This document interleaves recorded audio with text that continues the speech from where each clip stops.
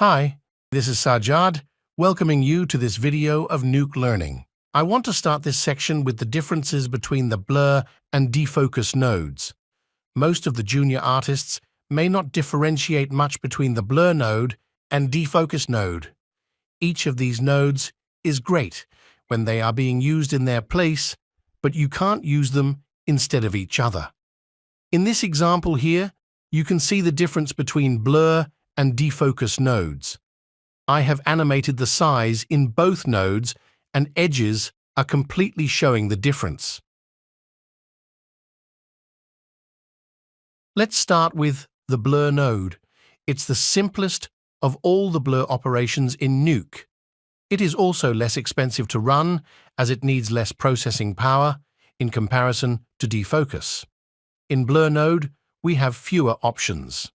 The way blur works is, if I just zoom in,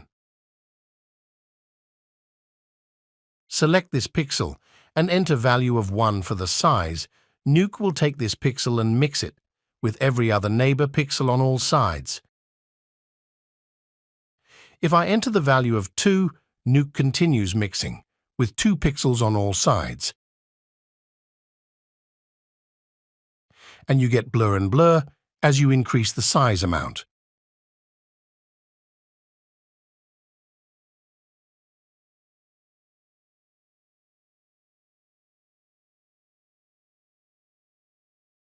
You can split the size slider and we can have the effect of motion blur.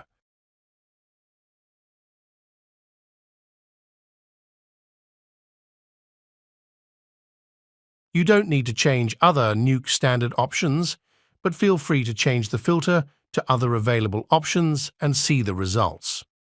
They are completely self-explanatory. Play with Mix Slider to get some interesting results. If you are working with lens distortion, remember to uncheck the Crop to Format option to keep the bounding box. Most of the time, I use the blur node to soften the matte elements and roto or to blur some pixels, but it's not the best choice if you are working with beauty CG render like this. For realistic shots, the defocus node is much better choice. Defocus is different than blur, since it emulates the way an out-of-focus image will look through the lens. It defocuses the image using a disk filter. This allows you to simulate the defocusing effect of a circular lens and create lens blur effect, like bokeh. The meaning of bokeh is the blooming of highlights when defocused. This node is slower to run than blur, but it looks a lot better. If I just enter a value of 20 in both blur and defocus,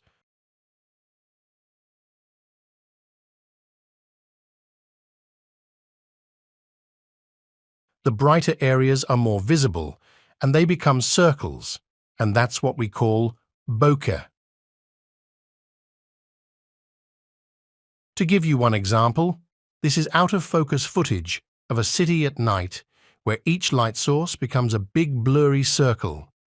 In defocus, we can't separate the width and height as I could do in blur.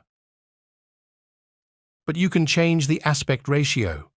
This is very useful when working on film shot with an anamorphic lens, which will change the shape of the bokeh from a round circle to an elongated oval shape.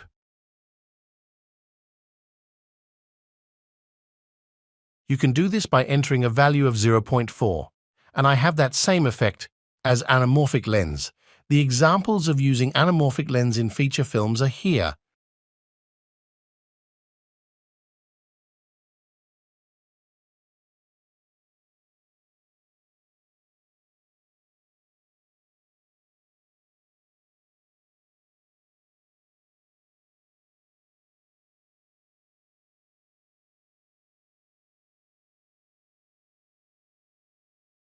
Then I have Scale option, which will give me bokeh.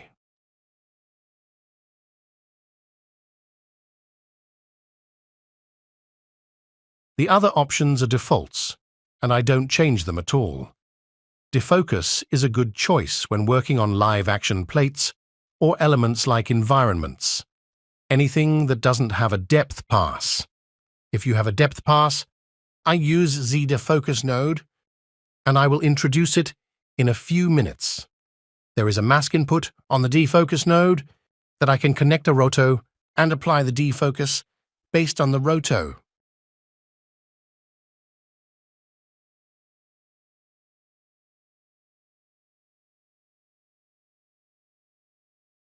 Let me draw a shape like this.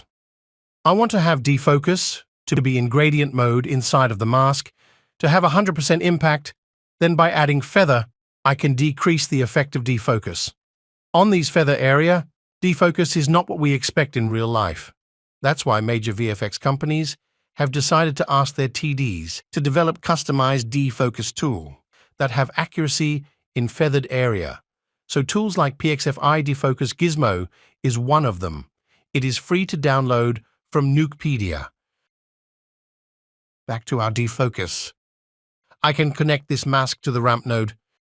This node has point 0, which is full black and has no impact on the defocus, and point 1, which is full white and has the most impact of the defocus. And here is the result of defocus from 0 to 1. If I connect the mask input to this radial node, the defocus will be applied based on the shape of this radial mat.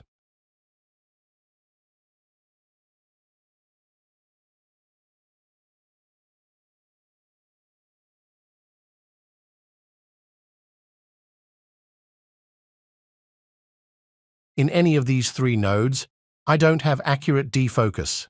It's just opacity that is being varied by these mask nodes. I can try these mask nodes with blur node too. But as I said, blur can't be used for defocus, and I need to use them in proper place.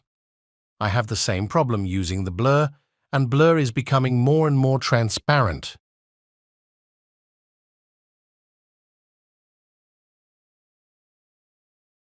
Let me try ramp node.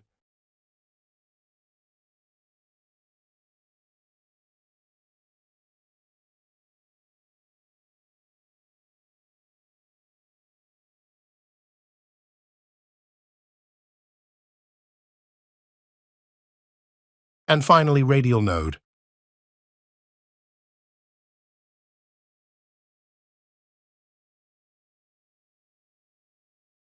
If you face a custom defocus node in any VFX company and it does not have mask input, you can simply hit M for merge, connect B to defocus, connect A to roto, and set the merge operation to mask.